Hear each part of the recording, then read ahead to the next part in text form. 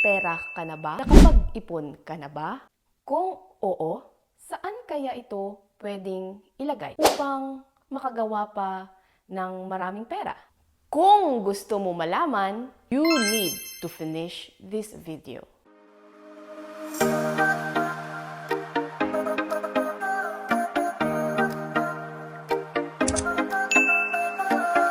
Naisip mo na ba how money works for you? Madalas na nangyayari, we work for money.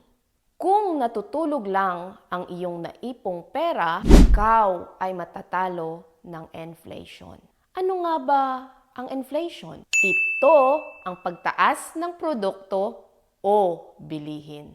Kung gusto mo na ang pera ang magtatrabaho para sa'yo, tuturuan kita kung paano. Pero bago yan, may emergency fund ka na ba? Kapag ang sagot mo ulit ay oo, halika na at mag-umpisa na tayo. 3 paraan how money works for you. Una, ilagay sa high interest digital bank. Familiar ka na ba dito? Ang digital bank na sinasabi ko ay hindi traditional ha. Ito ay purely digital na nagbibigay interest ng 4 to 12% per annum. Kung makikita mo, meron na akong 5,721 pesos and 23 centavos na free money sa savings ko. Yan ay interest earned na nakuha ko since last year. Take note, that's a free money. Of course, magkakapera ka lang dyan or magkaka-interest ka kapag nilagyan mo din ng pera ang account mo. Bakit kaya mataas ang interest rate na binibigay nila kaysa sa traditional na bangko? Ito ay dahil wala silang physical store and they just operated purely digital. Wala silang overhead costing like rent na makikita mo sa traditional bank. Kaya makakaya nila na magbigay ng mataas na interest sa kanilang mga depositor. At alam nyo ba na ito ay PDIC insured din na worth 500,000 pesos. So, masasabi ko na safe talaga ang pera mo. Interesting ba? Nagsisimula pa lang tayo, kaya tapusin mo hanggang dulo. Pangalawa, sa negosyo. Mula noon hanggang ngayon, for me, business is the fastest way to make money. Ayun nga lang, takot tayo sumugal. Lahat ng bagay ay may risk.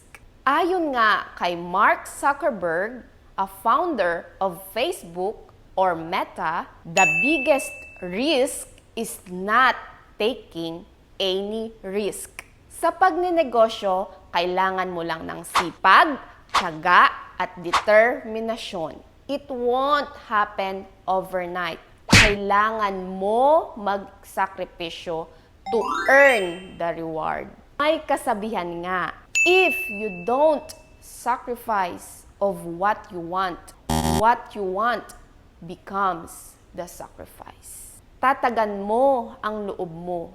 Yan ang makakatulong sa'yo para mapaunlad mo ang finances mo. Remember this. You need to take a risk.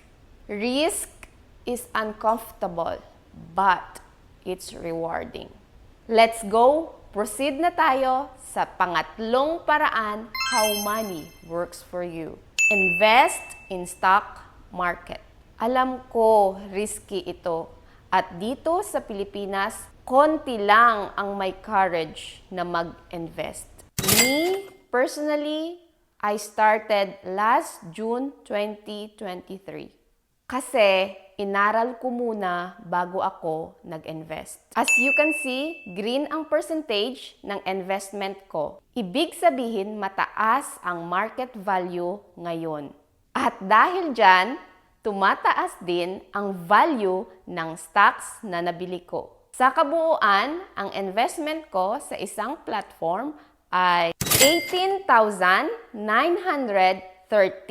pesos, 0.2 centavos. Yan ay kasama na ang capital appreciation. At alam nyo ba kung magkano ang nilagay ko na pera dyan? 18,000 pesos only. 913 pesos, 0.02 centavos is my profit margin. Ano pa kaya kung kukunin ko na 5 to 10 years? May tsansa na mas malaki ang kita ko.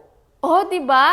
Again, ito ay free money. Pero, hindi parating ganyan ang value ng pera mo. Kasi ito ay nakabase sa market value araw-araw. Kaya, I highly recommend na do your own research. Ipinapaliwanag ko lang dito na isa rin itong paraan how money works for you.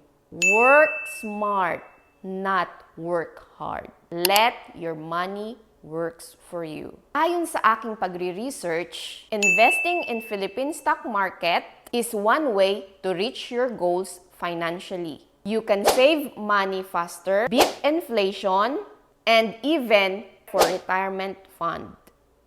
Investing in stock market is also risky. Choose the right stocks to buy and sell and avoid falling into a trap. Ito kasi yun.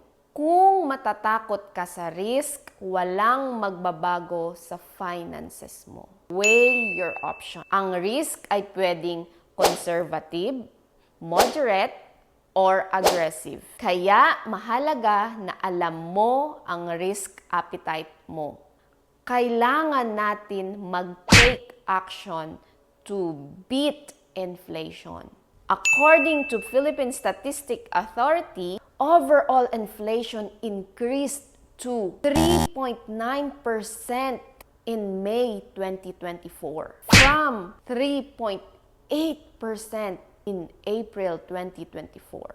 Kung hindi ka gagawa ng action, ang pera mo ay matatalo ng inflation. Kaya if your money not working for you at nakatago lang ito, malaki ang chance na bababa ang value. Gusto mo ba yon? Pero, gaya nga ng sabi ko kanina, do your own research. Pag-aralan mo muna, hindi lang ang investment, pati na rin ang financial aspects. Bago ko tapusin ang video na ito, paalala lang bago mo simulan ang pagnenegosyo or investing, unahin mo munang i-build ang emergency fund mo. Kung naalala mo kanina, tinanong kita kung may emergency fund ka na ba? Kasi mahalaga ito. Pero bago yan, may emergency fund ka na ba? Mahalaga na may emergency fund ka para hindi mo magalaw ang pera na para sa iyong investment at pagnenegosyo. Kung hindi mo alam ang kahalagahan ng emergency fund, yan ay papaliwanag ko sa next video. Kung natulungan ka ng video na ito, pakimpindot naman ng like button at libre lang po ang mag-subscribe. Baka naman. At share na rin sa mga friends at relatives mo. Again, it's me, Beverly Jones. Always remember to believe in yourself. Maraming salamat po.